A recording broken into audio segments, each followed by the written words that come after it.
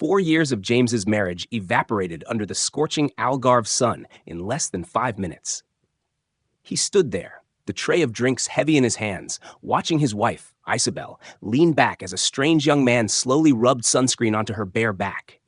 There were no screams, no loud scene of jealousy, only the rhythmic lapping of the waves and the pulsing music from the elite beach club behind him. James, a man accustomed to managing a team of hundreds at London's most prestigious restaurants, now found himself as helpless as a forgotten guest at his own party. The moment the young man flashed a triumphant smile while touching Isobel's skin, James understood that the structure he had painstakingly built for so long had completely collapsed. James was a high-end executive chef, understanding temperature and timing better than anyone else. He knew exactly when a steak reached perfection, and he could feel just as clearly when a relationship had been scorched beyond repair. At 34, James possessed the calm, quiet demeanor of someone who spent most of his time in a closed kitchen. In contrast, 31-year-old Isobel shone brightly, always craving the attention of a crowd. This 5-day trip to Portugal was his gift to her and her best friends from London, a journey where every expense, from the 5-star hotel to the lavish dinners, was paid for entirely by him. Yet it seemed that in Isobel's eyes, his devotion was as mundane and overlooked as a spice jar left on a table. James had waited in line for over 20 minutes at the bar to buy 6 cocktails for the group. When he returned, their spot under the large umbrella had changed. Isobel was no longer sitting with Sarah and Leo. She was about 6 meters away on a different lounge chair next to a man named Julian, whom she had met less than an hour ago. Julian was younger than James, with glossy tanned skin and intricate tattoos covering his arms. James approached silently, setting the tray of drinks down on the small wooden table. Sarah looked at him with pitying eyes, while Leo pretended to be busy with his phone. No one dared to speak. James stepped toward his wife, his voice maintaining the characteristic composure of a man in charge of a kitchen, asking if she wanted to join the group for lunch since they had a reservation. Isobel didn't even bother to look at him. She flicked her blonde hair aside, revealing a bare shoulder glistening with the cream Julian had just applied.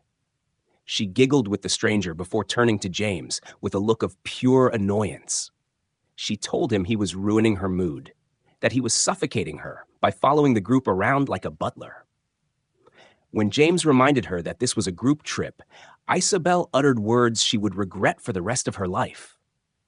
She spoke loudly enough for Julian and all their friends to hear, saying that if he was going to be jealous over every little thing, he should just take a train back to London. Julian smirked with a look of disdain, a look James often saw in arrogant apprentices before he kicked them out of his kitchen. In that moment, a cold current ran down James's spine. Their friends held their breath, waiting for an explosion. They thought James would lose his temper, shout, or at least hurl the tray of drinks into the sand. But James did nothing. He looked into his wife's defiant eyes, then at Julian's hand still resting on her waist. James gave a small nod, a gentle acknowledgement like when he accepted a completed order. Without another word, he turned his back and walked toward the hotel.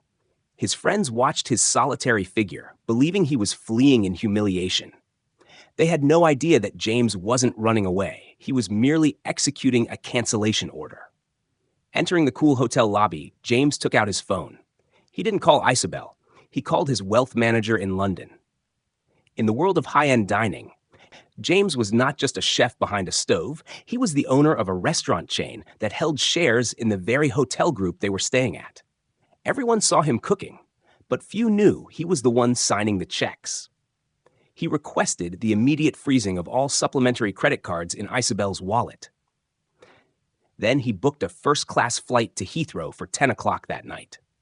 He packed his bags in absolute silence, carefully folding each shirt the same way he organized ingredients for his most important dish. James sat on the hotel balcony, looking out at the vast ocean as the sun began to set. He realized that for a long time, he had been trying to serve a feast to someone who didn't know how to appreciate it. He had built a home on shifting sands, and now it was time to clear the scene. That night, while Isobel was still lost in strong drinks and Julian's flirtation, James was already settled in his airplane seat. He looked down at the dim lights of the Algarve fading beneath the wings. An old chapter had ended, and James felt a strange sense of relief. He was no longer the humiliated husband on the beach. He was James, and he was returning to reclaim his kingdom, leaving behind a reality colder than anything Isobel could imagine when she woke up the next morning. James's script for his own life always required absolute precision. And tonight, he began a new blueprint, one with no room for disrespect.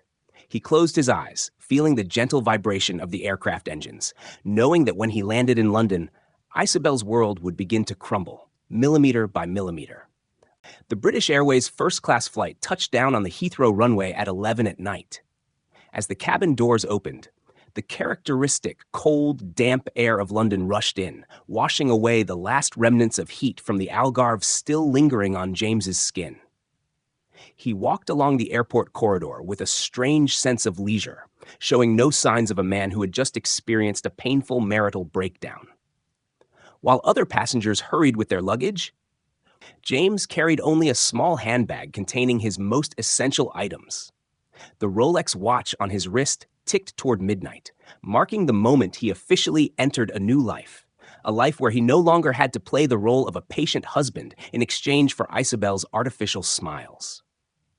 The familiar black taxi took James through the quiet streets of London toward the Richmond district. Looking through the window, he saw the flickering yellow lights of a city falling into sleep. James leaned his head against the seat, his eyes reflecting the streaks of light passing by rapidly. He remembered 4 years ago, when he spent all his savings and passion to buy this penthouse overlooking the River Thames in the hope that it would be an eternal home. At that time, he was just an ambitious young chef, and Isobel was a promising model. He had loved her with all his sincerity, had sheltered her under his growing shadow of power in the high-end culinary world. But he was wrong to think that kindness could nurture respect. Returning home at 1 a.m, James pushed the door open and entered the space that was once very warm. Isobel's perfume still lingered in the air, but to James now, it was only a spoiled scent, a distorted blend of deceit and vanity. He walked into the living room, where their wedding photos were still prominently displayed on the wall. He looked at the picture of himself smiling radiantly beside the woman who had just insulted him a few hours prior. James did not take the photo down. He simply walked past it, as if it were an inanimate object in a dusty museum. He poured himself a glass of single malt whiskey, feeling the pungent warmth spread through his throat, a sensation more real and honest than any of Isobel's promises. James's phone began to vibrate incessantly on the marble tabletop. 23 missed calls and 30 iMessages poured in like a flood after Isobel discovered his disappearance. James calmly picked up the phone, reading each message as if reading the reviews of the harshest food critics. The first messages at 8 p.m. carried a tone of surprise and a bit of teasing, as she asked where he was hiding, whether he was sulking at some bar near the resort. But by 11 at night, when she realized all the supplementary credit cards were frozen and James was no longer in the hotel room, the tone in the messages began to shift toward panic mixed with anger. She called him a coward, the worst man in the world for abandoning his wife in a foreign country without a penny.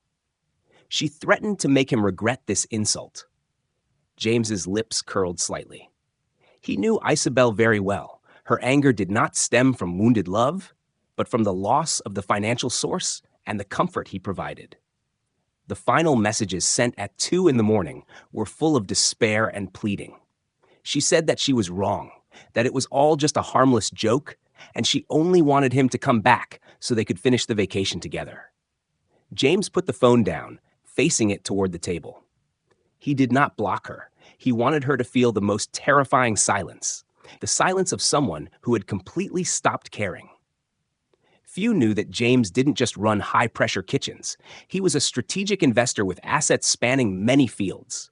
His composure was not weakness, but the steadfastness of a person who always knows how to control every variable. While Isobel was crying with their friends in Portugal, James had already begun sketching a perfect exit campaign. He took out his laptop, accessing bank accounts and legal documents. He executed a transfer of exactly 50% of the balance in the joint account to Isobel's account, not missing a penny, but not a cent more. It was the final act of fairness he offered to this woman. The London sky began to brighten, tinting the Thames in a gray-blue hue. James stood by the window, watching the cargo boats glide silently. His body was exhausted after a sleepless night, but his mind was clearer than ever. He realized that he had spent 4 years building a dish that looked magnificent, but was rotten inside. And now, as an executive chef, his task was to clear the table, discard the spoiled items, and prepare a completely new menu.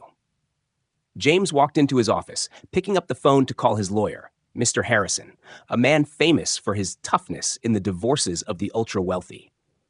As the phone rang on the other end, James took a deep breath of the early morning air. He knew that at this hour, Isobel was likely sitting at Faro Airport, tired and exhausted, trying to find a way to return to London.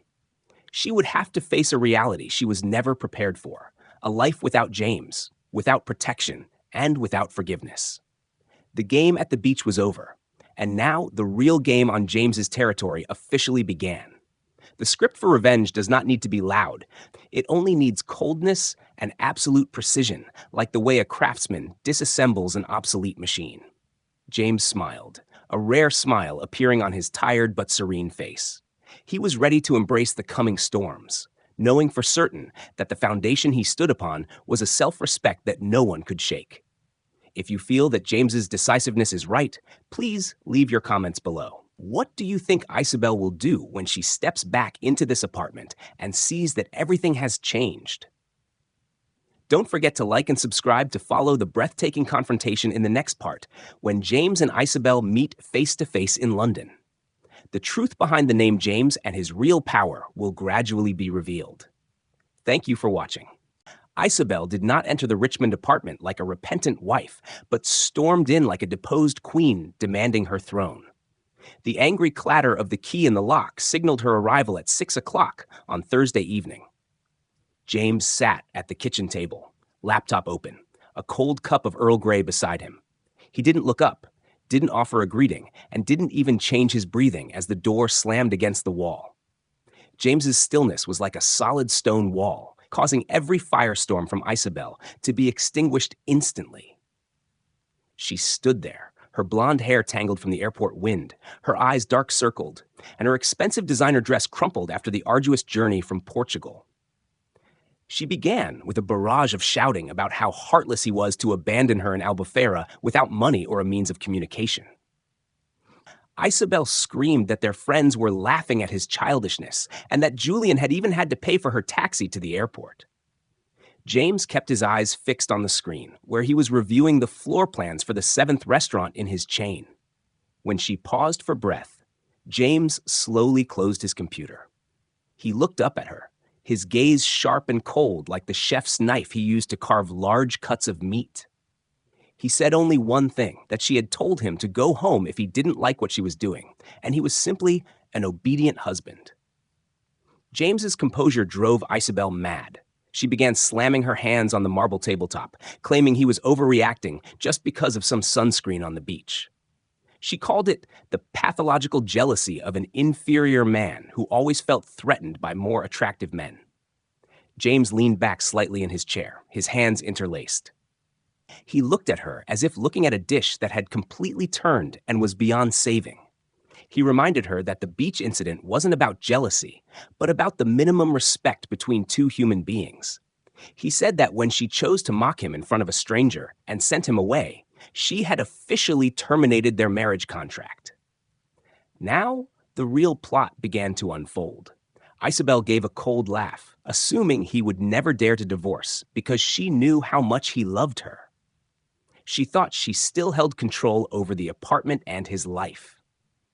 But James quietly pushed a thick stack of documents toward her. It wasn't just a simple divorce filing. It was a notice from the building owner regarding the termination of the lease for this penthouse at the end of the month. Isobel was stunned to see the name of the company that owned the building, an investment group where James was the largest shareholder. He wasn't just her chef husband, he was the true owner of this place. The power she had long mistaken as shared was, in reality, merely a grace he had bestowed upon her. Isobel's face turned from a bright red to a pale white in a matter of seconds. She looked around the room, where cardboard boxes were neatly packed and labeled, sitting along the hallway. James informed her that he had finished packing all his belongings and had also prepared a smaller apartment in the suburbs for her for the next 3 months so she could have time to stabilize her life. He said this in a professional and cold tone, as if announcing a personnel change in a restaurant. He didn't want to retaliate with hatred. He retaliated with calculated indifference and kindness. In Isobel's mind, the image of James, the gentle husband always busy with spice jars and recipes, suddenly vanished. In his place was a powerful man, a sharp strategist who had calculated every move from the moment he left the beach in Albufeira. She realized she had pathetically underestimated this man. She thought he was a servant, but in reality, he was the one running the whole game. Regret began to flicker in her heart, but it was too late. James stood up, taking his high-quality wool overcoat. He said he would stay at a hotel tonight and that his lawyer, Mr. Sterling, would contact her tomorrow morning to finalize the procedures. As James walked toward the door, Isobel suddenly rushed forward to grab his arm. She cried, pleading with him to reconsider, saying she was wrong and would do anything to make amends. James firmly but not violently removed her hand.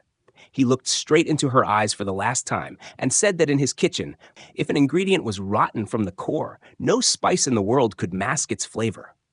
He could not continue to serve a marriage that she herself had spoiled. The sound of the door closing was gentle, but echoed like a hammer driving a nail into the coffin of their 4-year relationship. James stepped into the building lobby, taking a deep breath of the fresh Richmond air. He felt a surge of energy flowing through his veins. He was no longer the humiliated man in the Algarve. He was James, a man with enough character to discard things that were no longer worthy of him.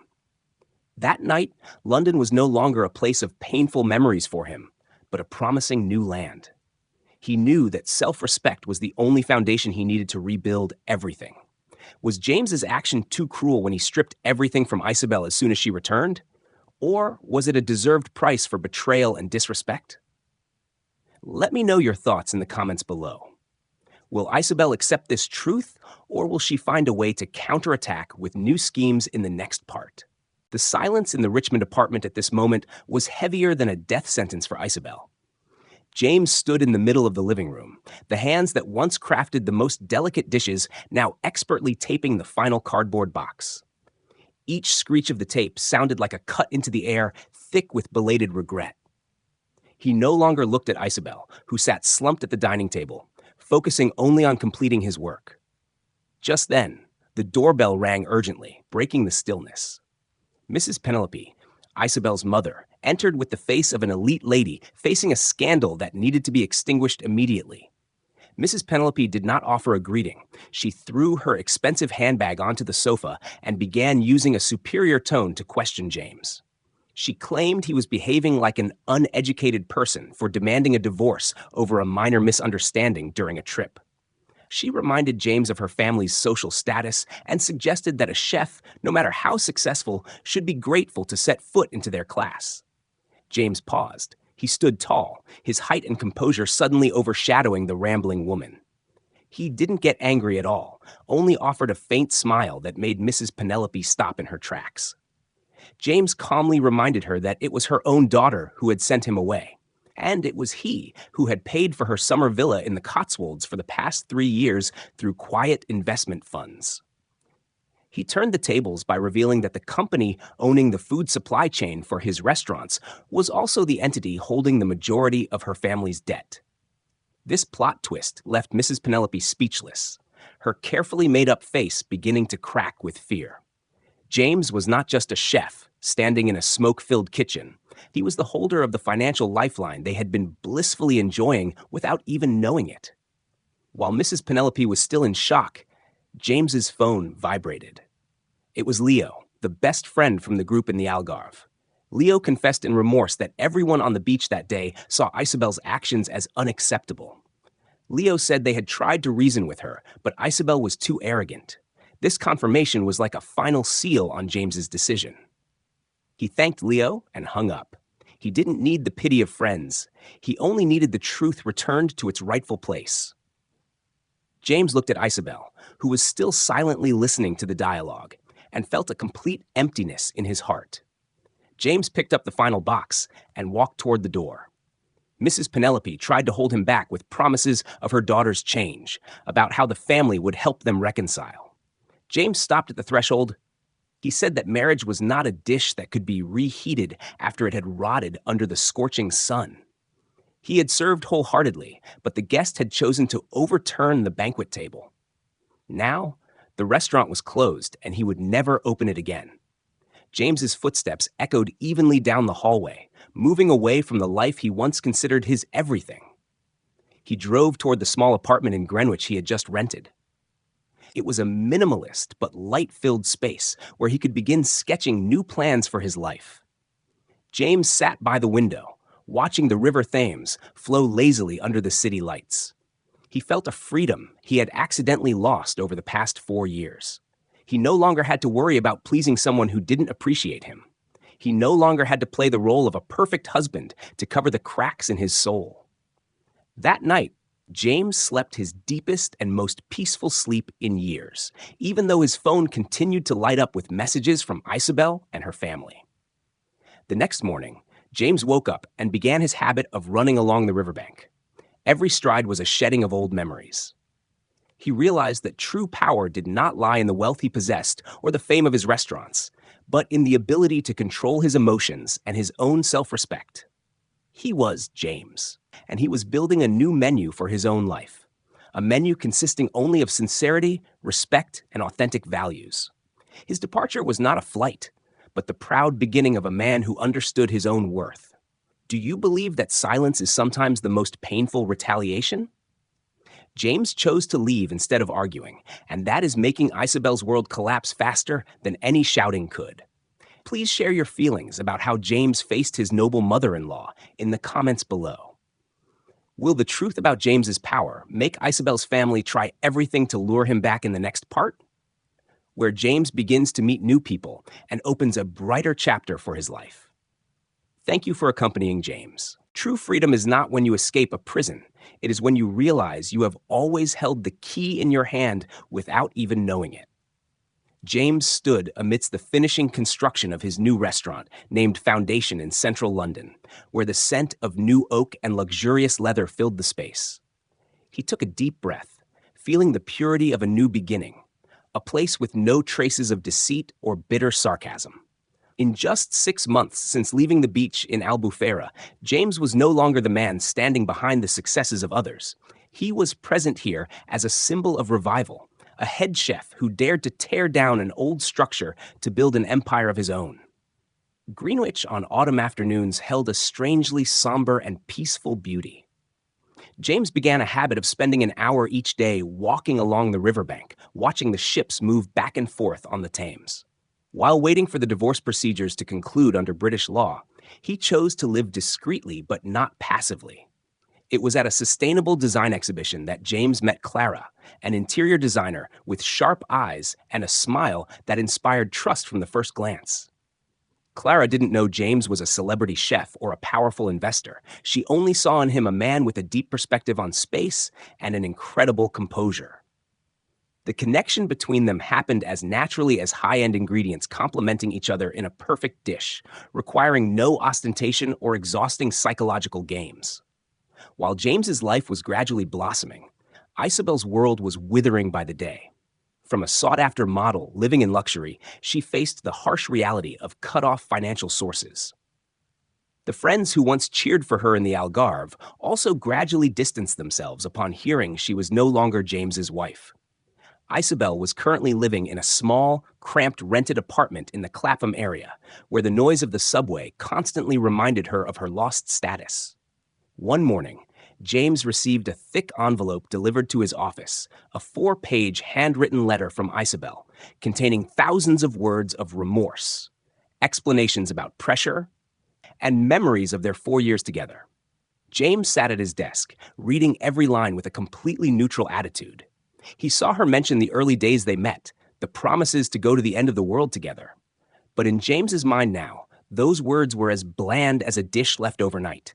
He felt no anger, nor did he feel moved. He realized a painful truth that Isobel only loved the convenience he provided, not the person he was. James stood up, moving toward the paper shredder. The humming machine ground the 4 pages into small strips of scrap paper. That action was not hatred, but a necessary purification for his soul to be completely clean before embracing new things. The plot of James's life once again took a turn that no one expected. At the opening of Foundation, amidst the presence of leading food critics and London's elite, Clara accidentally discovered that James was the one who owned the entire building. She looked at him with surprise, but without greed. James gently took Clara's hand, saying he was just a chef who wanted to create the most authentic things. His power was not used to dominate, but to protect the values he cherished. That night, under the shimmering lights of London, James realized he had truly surpassed the storm. He had turned the pain of humiliation into the motivation to assert himself in the most brilliant way. Isobel was also present across the street, standing under the cold drizzle to look inside the brilliantly lit restaurant. She saw James smiling beside another woman, saw him respected and admired by everyone. She realized that the Julian on the beach that day was only a cheap illusion, and she had traded a diamond for a fake sparkling pebble. The regret at this moment truly tasted more bitter than anything she had ever tasted. James seemed to feel that gaze. He gently pulled the curtains closed, officially ending the final chapter regarding the woman who was once his wife. James returned to the banquet table, where Clara was waiting for him with a glass of fine red wine. He knew the journey ahead would have many challenges. But with a solid foundation of self-respect and the companionship of someone who truly understood him, he had nothing more to fear. James had learned how to leave unworthy things behind him, to move toward the light with the mindset of a true winner. The final court session took place on a gloomy Tuesday morning in September at the family court in central London. James appeared in a perfectly tailored black suit, his appearance exuding the composure and authority of a man who had completely mastered his destiny. Outside the courtroom, Isobel was waiting with her lawyer. She had grown visibly thin, her face once arrogant on fashion pages, now gaunt and lifeless.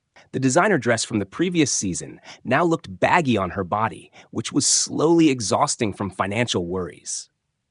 When she saw James approaching, Isobel intended to move closer, but he did not even glance for a second. To James now, she was just a speck of dust in a magnificent structure he had completed. The court proceedings were quick and cold, like a precise surgical incision. With the judge reviewing the divorce terms, James had carefully prepared with Mr. Sterling. Since they had no children together, and James had proactively split the assets fairly beforehand, no arguments occurred. When the judge asked if there was any chance of reconciliation, James answered no decisively, the sound of the word no echoing in the courtroom like a solemn finality. Isobel gave a small sob, but James remained motionless like a stone statue. And the moment the judge signed the divorce decree, James felt a new surge of energy through his body. 4 years of marriage had officially become ash, and he was finally free.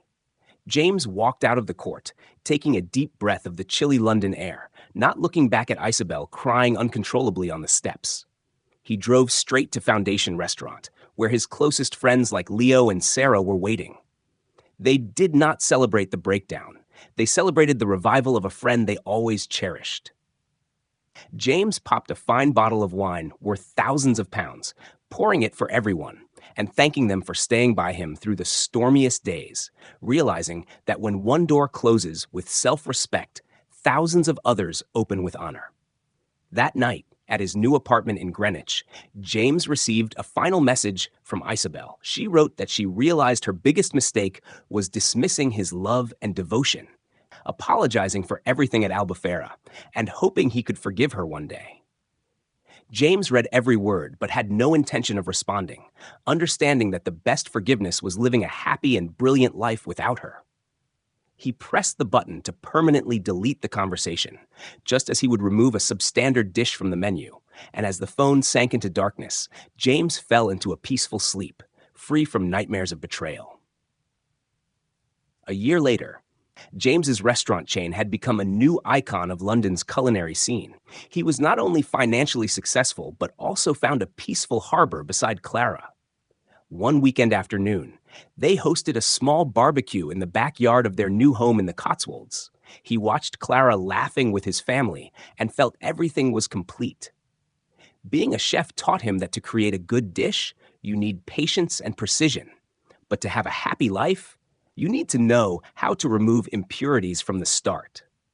James never regretted leaving the beach that day. It was the rightest thing he had ever done. James stood by the grill, flipping fragrant pieces of grilled meat, his eyes shining with the confidence of a man who had walked through the abyss and returned stronger than ever. He realized every encounter in life was a lesson, and Isobel was the lesson about always knowing how to value yourself before waiting for others to do so.